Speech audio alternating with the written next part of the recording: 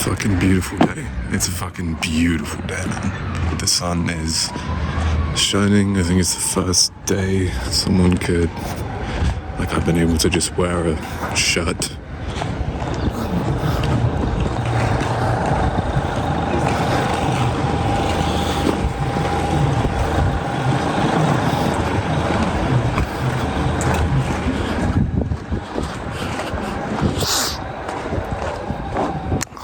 But yeah, here I am walking out in the beautiful, quiet, peaceful daytime in some place in London that looks more like a suburb than London. It's actually crazy. This place is like, I don't even really know how this place exists in London. It shouldn't really, almost. And yet it does. It's like a suburb. It's like I found a suburb in London. How is this even possible? I somehow recreate aspects of my childhood in adult life. Anyway, why am I out here? Like why am I making a voice recording? like a diary entry. Right? Like a fucking, like, what is it? Captain's log. Or 400 hours or whatever, you know? It's like that. A bit. Why am I doing this? Well, the reason is because I'm having some thoughts, you know? I'm having thoughts again. And usually I like to, when I feel like they're interesting enough or remarkable enough, I like to share them. So what are these thoughts? I mean, God, it's so quiet. It's like unusually quiet out today. Like really peaceful and really quiet. It's weird.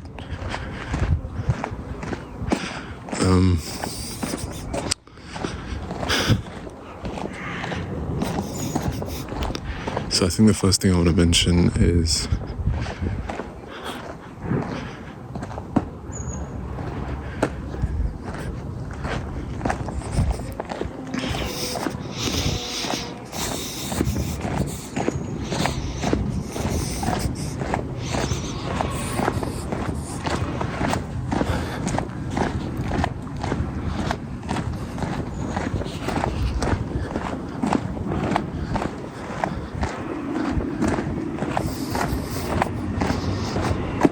the interchange, and also, I don't really like saying this is how things are, because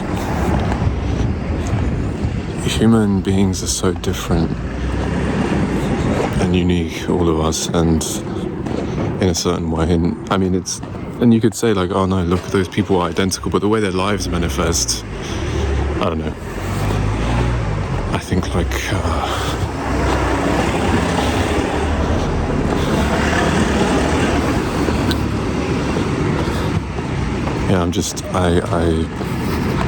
this isn't a prescription, it's just my experience. I found myself wanting to kind of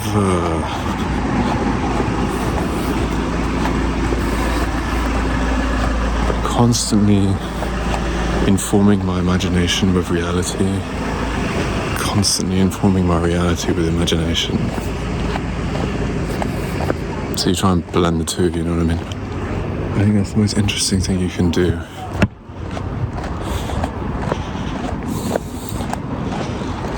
Like, I have ideas in my head about how I want things to go, but then you also want, like, I don't know, you want to be informed by new information that comes in as well. You don't want to be like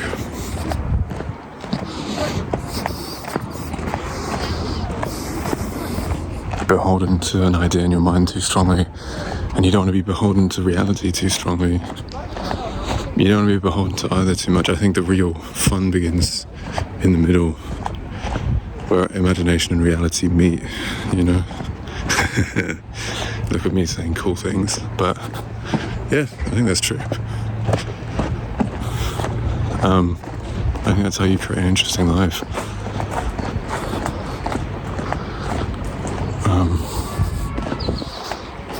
There was this diagram that I put up a long time ago of like, and I never really explained it. Some of you might remember it, but it basically explains or like visually depicts the kind of the higher mind and the physical mind. And there was that dot in the center. I don't know how many of you remember this, but there's like a dot in the center. And basically that dot in the center, I mean, it's funny because the diagram looks a little bit like the brain, like slightly, because there are two halves of the brain, and in the center there's a pineal gland or whatever, right? So a very rational explanation for why, okay, so I'm just going to throw this out, right? The place which reality is created is a place which is kind of, it doesn't have rules, so to speak. Why would it? Does life has rules? Yeah, but we make those rules. There aren't really rules. It's just, well, there are some, like, I suppose, general overall rules, like gravity, etc. But I mean, like, moral rules and, like, in other words, the circumstances people find themselves in. It's, I mean, like, you can, like, the place, the space in which your circumstances are, like, formulated and like, how should I say this? Like,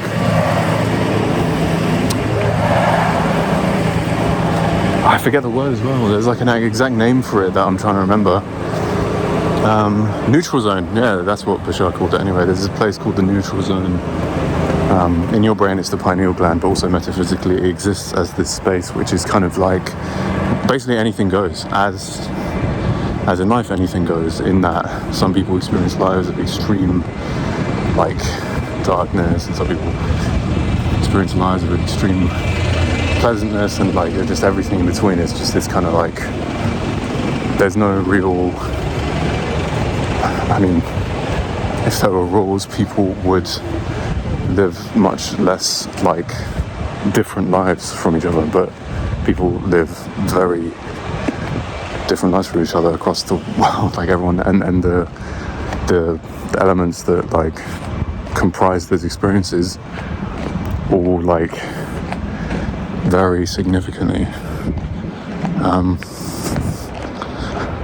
But what I'm saying is that the space in which those arrangements are made, so, like, the space in which I mean, a good way of visualizing it is almost like the washing machine of elements that, like, dictate what crystallizes, essentially. Like, that's called the neutral zone. That's like the,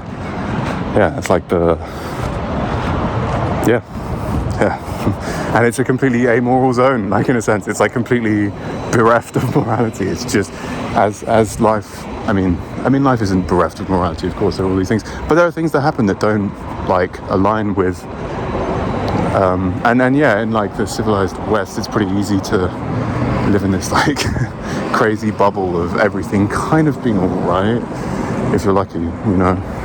If you, I mean, and some could consider that bad luck, you know, because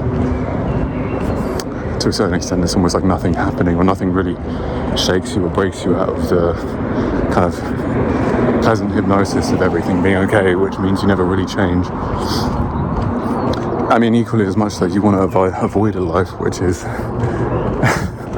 so full of trauma that, like, you're just always, like, potentially unwillingly having to transform or grow just to survive or to stay above water, or maybe not even transform, just kind of devolve or whatever. But anyway, so I guess this is me explaining that diagram because I never got around to it. But yeah, essentially the core central point is that place that I was referring to is the like, it's like the how should I put it? it's like the completely amoral, immoral, moral, I guess. It's just like in life, in human life, as a human being, there are all these structures and rules that we abide by. But from another level, you just don't even have any conception of those. And why should you? Because from certain levels, like good and bad are kind of the same. So they're all just tools to. They're all just changes, you know. So what? It doesn't really make any difference.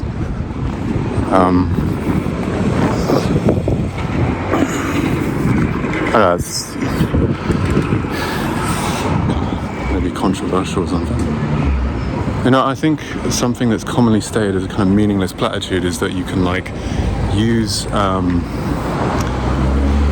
use negative things to your advantage or something like that, or like everything works in your favor. And I mean, having like done the work to make that true for myself, in that like there are ways to actually make negative things work in your favor. As a matter of fact, look, I'm not saying I want the worst things to happen to me. I'm just saying some of the worst things that have happened to me have given me the most, on the premise that I had to transform them first. Because it's kind of like raw materials. Good things that happen to you, you can take and just run with. But also you don't really, it's hard to appreciate them as much.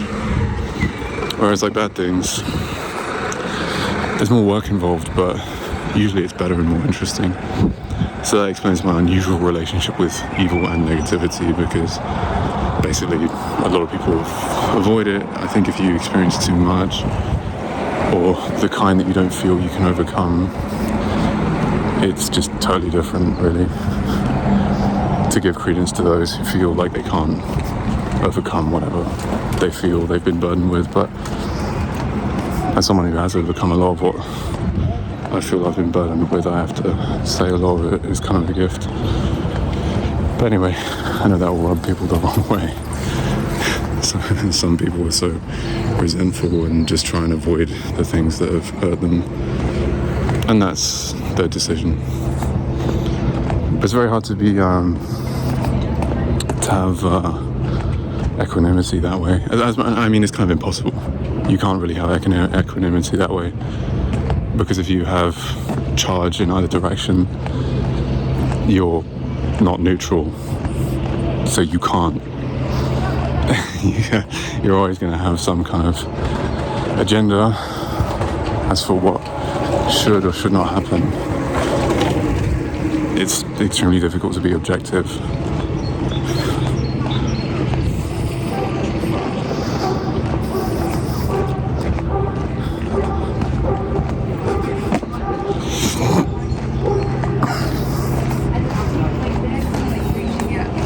In a way, like talking to someone about it, but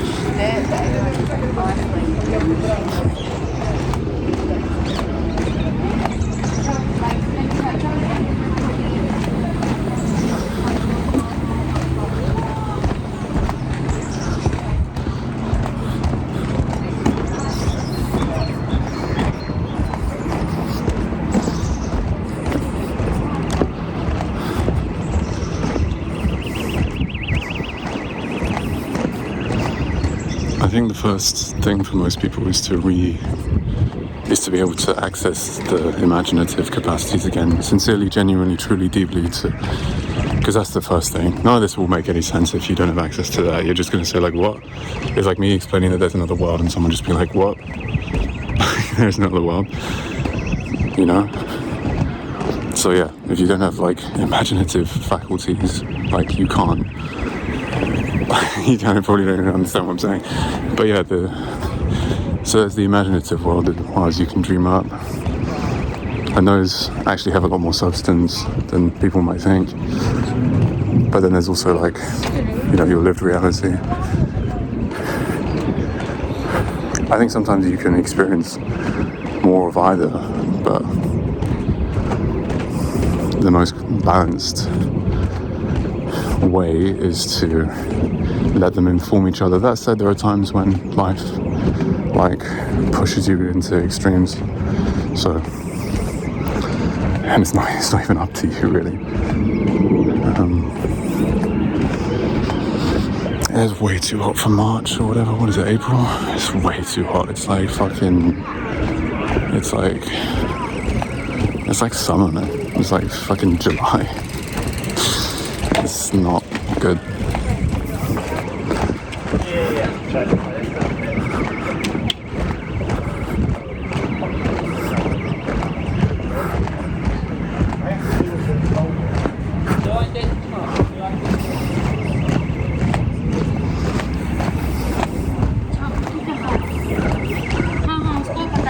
brand होते हैं जिसकी लानी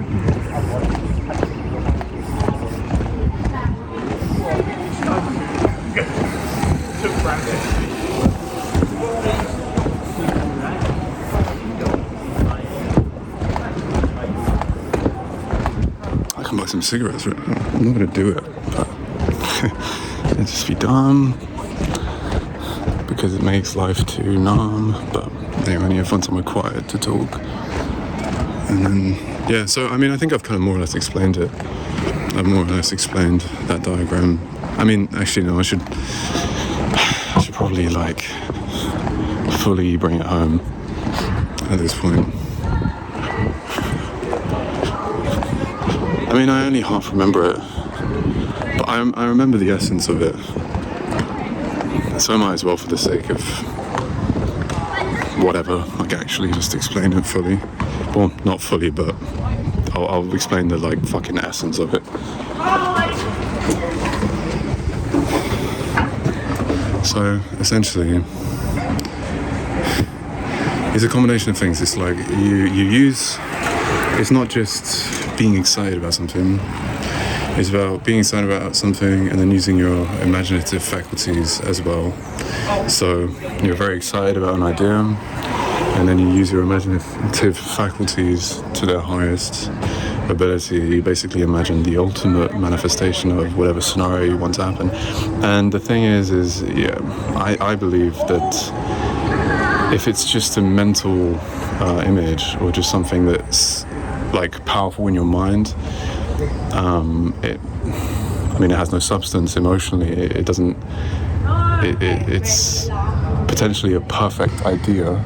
It's like a perfect idea, but it's not something that you feel. So then you're not gonna. It doesn't really mean anything.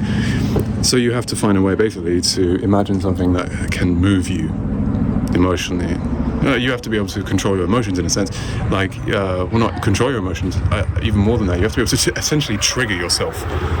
Like, you have to be able to imagine things that are exactly what you want, that aren't just perfect ideas. They're not just like. It can't just be like mentally stimulating to you or mental. It's like, in your mind it ticks all the boxes, but you don't really feel anything. You have to imagine things that actually make you feel things. So then you do that, and then in doing that and in feeling it to the greatest extent you can use, it's like you combine something that you're excited with and in a sense can't trigger yourself through using your imaginative faculties in that way. You essentially do your part in bringing something into manifestation, because you have like essentially like in establishing that kind of how should I put this? In other words, if you can imagine something that makes you feel something in the most visceral and intense possible way, you feel it so strongly that it brings you to tears, you've kind of underdone a minor alchemical process within your own body. Like, literally. You've used thoughts and imagination to make yourself feel things potentially that you've always wanted to feel. Right? It's not bad. It's quite intelligent, actually. But what does that add up to? I believe that that's the first step in manifesting anything, right? because that's you putting your work, that's you in allowing yourself to feel all these things and getting yourself into that crazed state of imaginative ecstasy. You're essentially putting your part of the deal down. You're basically putting you're doing your part of the deal. Once you do that, as Bashar says, you have to completely let go of it. Completely. Like, I know it's very paradoxical. This is crazy shit. That's probably why it's true, because it is this crazy and like irrational, but like it doesn't even sound like it makes, like, it's so contradictory, but what you do, and that's why so many people get it wrong, I guess. But it's basically like, you imagine something to the fullest, you feel it as fully as possible and as possible, and it has to be something that you feel, not just think. Like, you have to essentially enrapture yourself you have to become a kind of visionary and like enrapture yourself in like vision and it's like this total sensory experience that you create within yourself, right, in the moment. And then you have to completely drop it. That's, I think, that, like, what's the likelihood of anyone figuring that out? You know what I mean? Like I was told this, and then you just sort of go like, oh shit, yeah, I guess it makes sense. But like, what's the likelihood of everyone figuring that out? Because 9 times out of 10, someone who can work themselves up into a frenzy isn't ever going to want to let go of that. It's all the image they conjure in their mind, and so they become very insistent on making that image come true. Paradoxically, what Bashar says is, no, you work yourself up into that frenzy, that crazed state of imaginative ecstasy, visionary, imaginative, borderline psychedelic state, right? Sober, you do it sober. Ideally. I mean, maybe not, I don't know. Maybe it'd be even better if you use drugs, who's to say, but then after you do that, you actually just have to completely let it go, which is really funny. But you have to completely let go of how it manifests. You have to let go of just everything. You just got to drop it completely. And I think I need to emphasize that, because he emphasized the shit out of it as well. Yeah, you have to let go of like all insistence on how that will come to you, everything. You can't like get caught on details. You can't be like, you just have to let go of everything. So you've done those two things. You've like put you put the money in, and you've completely let go of the potential, like you're no longer sitting around going like, where is it? You know what I mean? Like, because you've let go. You're not tapping your toes and looking at your watch because you're expecting it to show up. You have to just completely drop it, and then you just go about your life. And if that's the case, and you just see what happens, and you trust life to bring whatever it is that you've asked for to fruition. All those things being the case, you understand now why you want to get so caught up in that state, though, like that first step, because it's not so much that's the only bit you can control, but that's really where you can put your like energy into the process. If you don't do that beginning bit, or if you half-heartedly do it, you'll get half-hearted results back. The more you put in, the more you get out. So, with all that in mind, that's why I guess it's so important to do those first, to do it all properly, because it is a process. It's like I don't know, I've inadvertently ended up explaining that diagram that I posted a while back, some of you remember. There's like a circle with another small circle in the middle, split in half, circle split in half, and then in the middle of that split there's like another tiny circle. And inside that tiny circle is the neutral zone, as I mentioned before, which is like basically this neutral place where reality is created without reservation, without without restraint, really. It's all just like, does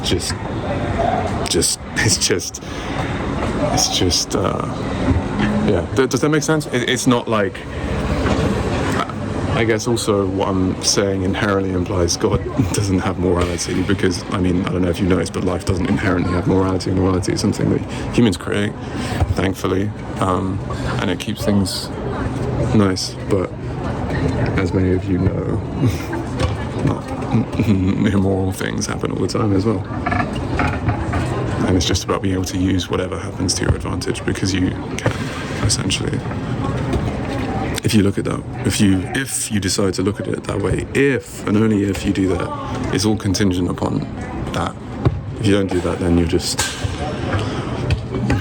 you're beholden to only hoping that good things happen to you, and well, good luck with that. I think that's so many people get. It's like, yeah, so many people get stuck on all these different steps.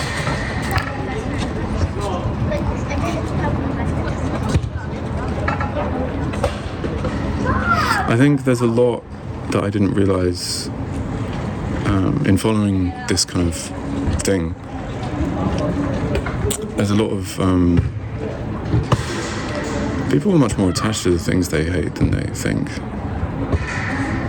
I know that because I've seen it. I've seen myself. I've seen it in myself.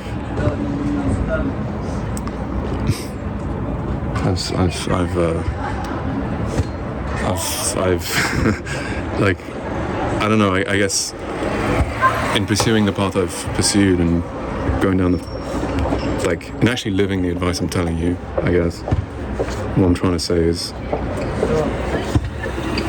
you end up losing a lot of attachments. You end up becoming much less attached to a lot of things. And there are some things that you probably hate that you only realize how much you actually not love them, but really like you kind of like there are ideas or rules that I didn't like, that I didn't realize were orienting my life and that why I were quite attached to, actually. Things that kind of suck, you know, like on paper. On paper there are a lot of things that people say they don't like that orient their lives and are actually kind of like things that help them understand reality. And if you lose that, you would think that you feel really, really liberated, but it's actually kind of like a loss, because you're like, oh shit, like this thing that I thought was annoying and I felt like was best to just, you know, remove from myself and from reality. Having done it, you realize, oh shit, actually that's quite I didn't know how attached I was to that, actually, even as negative on the surface as it sounds or seems. I was attached.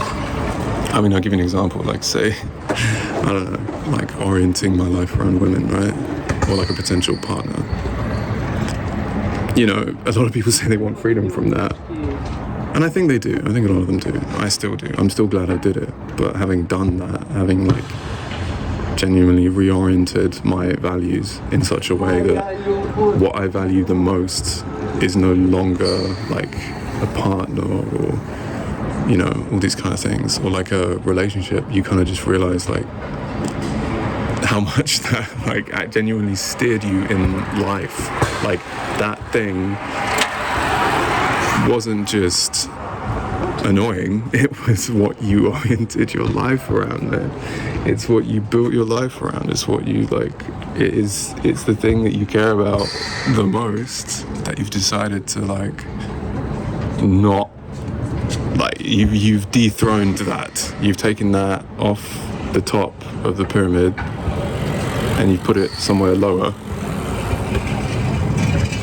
Is that not? That's not insignificant. You know what I mean? That's like, and yeah, and there are consequences to that which I didn't see. I didn't see when I did that. I was like, yeah, no, this is great. Like, no attachments. Yeah, it's sick. And then you do it, and you're like, ah, mate. Like, it's like you wanna be free, but then the actual price of freedom is a bit like, fucking hell.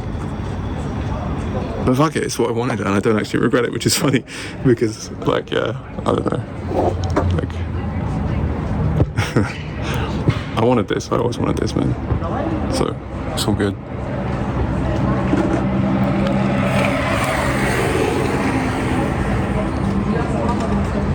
Something else I kind of realized, so basically I was going to be a part of a band. I was going to like I was joining a band, and they, the lead singer is like 50, no, not the lead singer, the head honcho was like 50. He's a good guy. He's a really good guy, actually. All of them, like, they make really beautiful music. I'm genuinely very inspired by them. As a matter of fact, I'm so inspired that the reason why I'm starting my own band is because I basically saw this 50-year-old guy who looked like a 50-year-old version of me start his band, and I was like, wow, what am I doing? I can actually do what he's doing. I just don't believe in myself. So, yeah, I just saw like a 50-year-old version of me, and what's more is that when I saw that version of me, I was like, holy shit, this doesn't go away. That's the main thing I noticed. I was like, this doesn't go away. Like, and I know that. I kind of know that already, but like, I think a lot of people don't know that. And so they get lost in like other jobs and things like that, which he did. But then he's still at 50, like trying to, not even trying to, like he's amazing on stage. He's great. But like it doesn't go away. Like, even though you busy yourself with a job and all this other shit, you will come back to it. And I don't even know if he really enjoyed the break away from it, is the point I'm trying to make. Like, he had a break away from music, and it's almost like, yeah, now he's back at 50 doing it, and he's kicking ass, but it's like, ideally he would have not wanted to leave, you know? You would have thought anyway. Ideally he would have, like, I don't know, so I'm trying to cut out the middleman. Basically, I'm trying to, like, not do that. But I was already thinking of not doing that anyway, but then I met the guy, and then it just solidified it for me. It was just this thing of like, oh shit, he's living what I'm thinking. Like, and as well, I'll also say that his music has a lot more soul and substance because of what he's been through, and I'm sure about that as well. So, all is not lost. It's just, like, yeah, he did divert from the path, I believe, in a certain way. He could justify it like a million ways and be like, oh no, like, I had to do it. And I suppose for him he did, but I didn't want to do that. I don't want to. Music is the thing I always wanted to do. And I'm not going to lie about it to myself or like talk myself out of it. It's like, no, there's. So yeah, I mean, he partially gave me the strength to try and start my own thing, because I saw him do it, and he's just an older version of me, so what the fuck.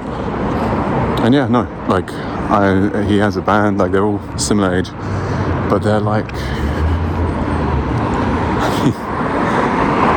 yeah, I don't know, it was cool. Why am I talking about them again? Shit, no, I had a point.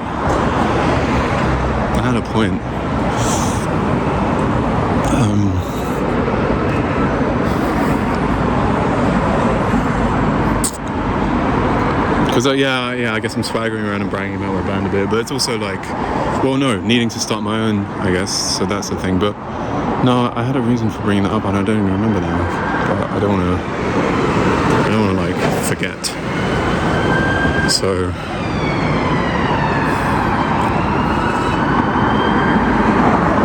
yeah, I guess no wonder I forgot. No wonder it's easy to forget these very, very nuanced things, because they're so like talking about things that are both like talking about things that aren't charged in a how should I put this? Talking about things that are perfectly balanced. I don't know why, but it's almost like they're lighter, they're easier to let go of. Talking about charged things, charged in the sense that there's this kind of I don't know, how should I put this? Yeah, like a moral charge, right? Like morally charged things. Like talking about how something is right or wrong. But if you're talking about something which is like, if you talk about something in a way that like bears everything in mind, it becomes much lighter and it becomes easy to forget, because it's kind of like you're not really talking about, well, yeah, it's not an emotionally charged thing where you feel like you have to get something off your chest. You're talking about something that is like, in a sense, taken care of. Like, it's kind of perfect in a way. You're not like, there's no like desire to get it off your chest, so to speak. You're just kind of saying things, so it's easy to just forget them. But yeah, I mean, like, there's a balance between like reality and like the dream or the imaginative faculty, right? And like meeting that balance is like working with that balance is what I'm doing now, basically. Like you have to work with that balance. I'm kind of getting it, like all these metaphysical concepts I've been drowning myself in for the past fucking 20 years or whatever, or like 15 years, I'm kind of beginning to understand. I feel like I'm finally beginning to get it. It's been so hard earned, and I also did it wrong so much. Like I did it badly, I made so many mistakes, man. Well, but this is the thing though, you know, this is the thing with metaphysics, everything can be used to your advantage. So it's like, what I could consider a mistake was like a trial run for what's to come anyway, you know. You could say, like, there are no mistakes, blah, blah, blah. Anyway. But yeah, striking that balance. Like, yeah, I want to make this band and I want to do all this stuff, but at the same time, I'm always willing to let life, like, inform me so it's just a negotiation, you know what I mean? But I feel like there was a point, I don't know what that point was exactly, where I felt like I could begin to negotiate, because there was a time where I felt like everything was so wrong, or like not my dream, that I felt like I was going crazy, because I felt like reality was not reflecting anything I wanted, whereas now there are, or have been, enough hints to allow me to see that, yeah, there's a chance, you know? And because I know that there's a chance now, I feel like I can negotiate with reality more. Instead of like willfully impose what I want to happen on reality and get nothing, which has basically been the past few years on my YouTube channel, which is just me going full send in all these artistic, sexual, stylistic directions and not really ending up getting anywhere with it. Though I grew a lot as a person alone, but like in terms of like expanding that or letting my exploration be a ground for other people to explore. Not so much, you know. It was a personal liberation. It didn't, like, there were no implications for anyone else. Well, maybe for people watching, maybe for you, but other than that, it was just this kind of personal liberation. So now I'm at a point where I've regained imaginative faculty. I've done a bunch of metaphysical shit, man, so I'm kind of on good. I'm kind of good now. The question, I mean, it's all good. I don't really need to worry, you know. It's kind of, it's not smooth sailing. I never want it to be smooth sailing, but it's kind of like, it's good. You know, I feel like I understand that, like, the forces that need to be put in, and I understand the forces that come back. I understand. Yeah, I just understand it, man. It's all good. And it's just a matter of time and also, yeah, patience. The main reason I left that band, I don't know why I'm talking about this, but the main reason why I left that band isn't because they weren't good. They made really good music and they were really good, but the main reason I left them was because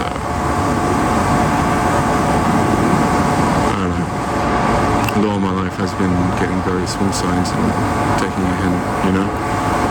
Like barely getting any sign, but that tiny sign being enough for me to be clever enough to do something about it, you know? And so, I don't know, there are just these minor synchronicities, these minor things that are actually enough for me to get the hint, to take a hint, basically. For example, the lead singer had the exact same haircut as me. We both got the exact same haircut on the same day. We both had it high and tight. I didn't even ask for it. My friend did it for me, but we both came in and we had the same haircut. And he is a bit like me, and it was a bit weird to see that. And it was almost this thing of like, I'm joining as like the lead guitarist of this band, but I could, and then I saw him and I was like, I could do what he's doing. I just didn't think I could. And then I saw him do it and I'm like, oh, I should do this, because I don't want to end up, not that there's anything wrong with being 50 and starting a band, because they're really, really good, but I can do it now. What am I waiting for? So that's what I'm trying to do. That's what I'm doing, sorry. That's not what I'm trying to do, that's what I'm doing. I'm doing it, I'm already putting adverts up and anyway, I think I've said a lot of shit, and I can probably wrap this up. I'm trying to think if there's any other points I can make that I want to make.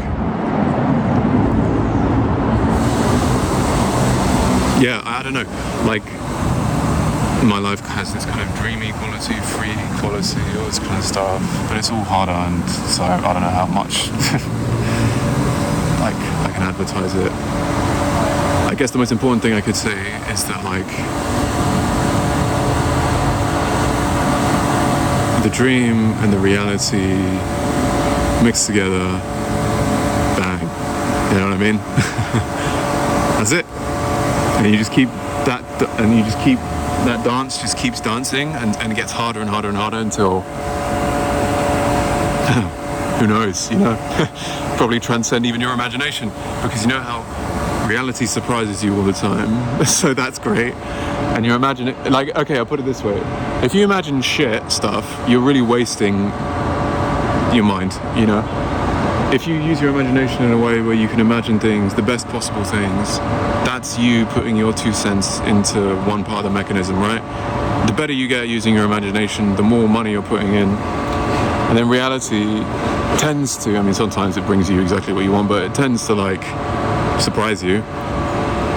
And when you combine those two kind of things together, like, I mean, what do you get?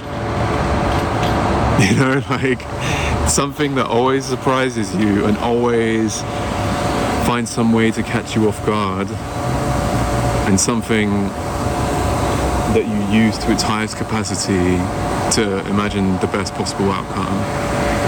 I mean, I don't know, man. Those sound like two pretty and powerful ingredients, you know? Excuse the really loud, annoying noise that I've perfectly blocked out. I don't know how that came about, but I think someone's power washing a fucking wall or something. But yeah, as I say, I mean, you just look at it from the top down. I mean, if you just look at the elements that I'm talking about, describing, like a mind which has the capacity to imagine things that essentially triggers the body into feeling states, right? Ecstatic, like you basically find a way to use your mind to imagine situations that trigger you to feel ecstasy, right? Which I do, and I've done many times. I probably did it yesterday. It ties in with healing as well. The same capacity for healing is the same. It's all one thing. It's just this kind of psychedelic blur of emotional like psychological emotional liberation, whatever. So you got that, right? And that's so powerful in and of itself. That just feels liberating to feel in and of itself. But then you combine that with the way reality always tends to surprise, and always like it just never, so many of the most powerful things you never expect, you know, you never expect. And that's reality. And then you combine those two, what do you have? Those two ingredients are pretty powerful on their own. You mix those fuckers, like, man. But then the key thing is to like let go also of like insistence. So you mix it all together, and then you have to just completely, because it's easy, right? It's easy. I say all this stuff. I say how good it is. Yeah, I say like, this is the shit. It's amazing. And then it's easy to be like, so now I'm gonna expect, if I just do this and this, everything's gonna be great. It's like, no, because then you got insistence. So there's this paradoxical thing of like utterly maximizing everything and taking everything to its fullest limit, and then completely just letting go of it and just being like, yeah, and nothing. Like, and that's it.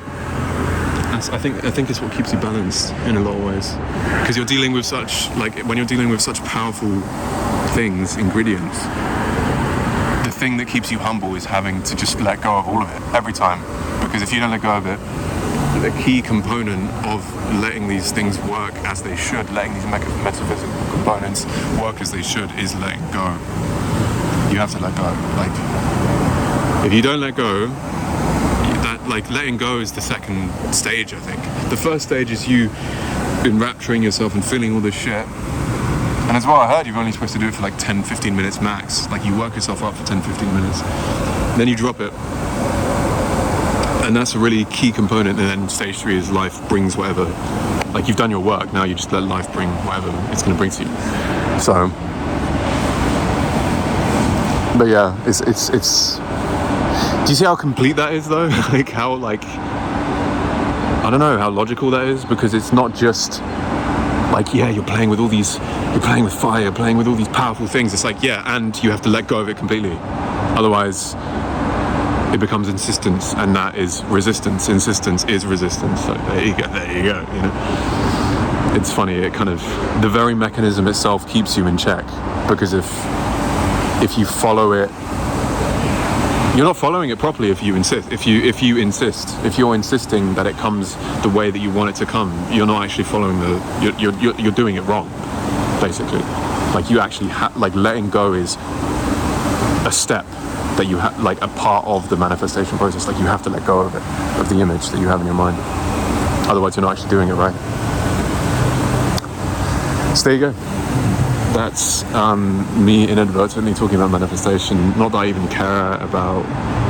Well, it's funny because, like, I suppose what I'm talking about is, like, to me at least, like, real manifestation. Like, what I feel like most people talk about is people are still churning their old law of attraction bullshit because it just sounds nice, but it doesn't engage the emotion, and it doesn't go deeper, which is why so many people will, like, follow it and then never get anywhere. At least that's what happened with me. Because you're just thinking all these nice things, but thought and feeling are different things. And if you can trigger feeling, that's when you know you've gotten somewhere, you know what I mean? But again, feeling is something many people are allergic to for their own reasons, and that's fine, but you basically neutered yourself by not feeling, because feeling is a key, like, having access to your emotions.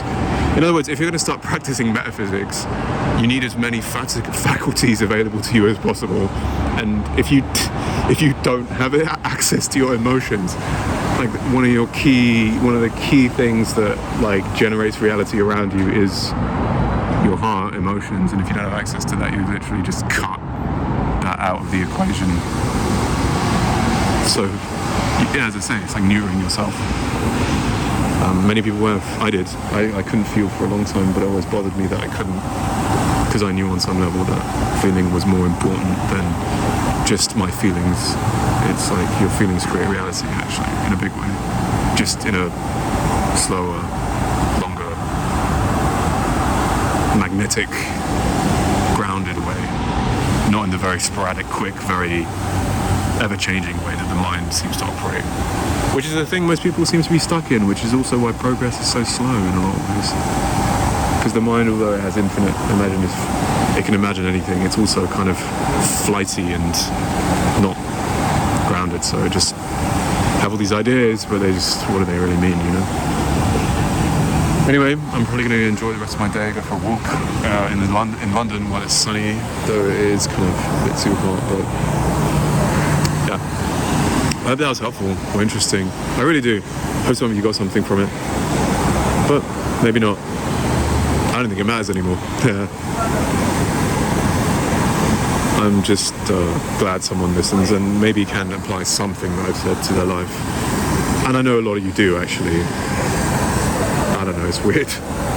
I never know who's listening or who's not. I'd probably have a better idea if I wasn't so sketchy in my dealings with people. I'm sorry. But yeah, anyway, I love you all though.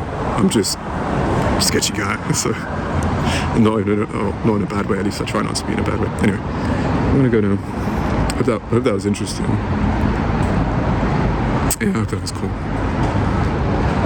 Take care now.